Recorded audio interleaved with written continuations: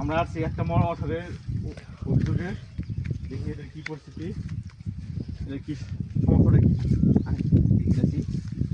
এই যে আসলাম, তো এর অভিযোগ মোটরের সমস্যা কি কারণ সেটা আমি দেখাচ্ছি একটা সুইচ দিয়া। এই যে আমি এটা রান করবো, দেখেন একটা সাউন্ড কি একটা সাউন্ড আসে, আপনারা সব ফলো করেন যারা গ্রাহক আছেন।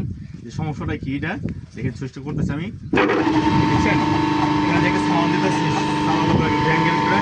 এটা মূলত প্রথমত হাউসটা খারাপ, তার কারণে এমন হচ্ছে। তো আপনারা আগে থাকতে সেভ করেন যে এটার কি সমস্যাগুলো। এটা হাউসটা খারাপ, হাউসের সাথে সাথে ব্যারিংগুলো চেক করতে হইব যে ভালো আছে কি না, ঠিক আছে।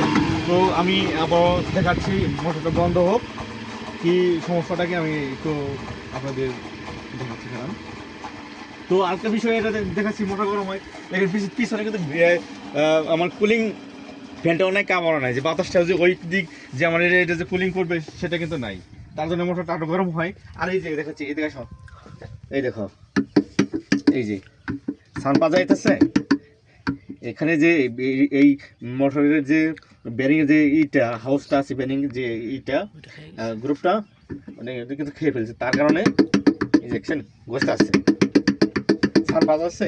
তো এটার হাউসটা মারি খাওয়া, হাউকে প্রথমত হাউসে সিলেক্ট করতে হবো, তারপর মোটর চালা লাগবে, না চালালে মোটর গরম হয়ে যাবে, মোটর পড়ে যেতে পারে সম্ভাবনা বেশি। তো এই পর্যন্ত রাখি, বাই।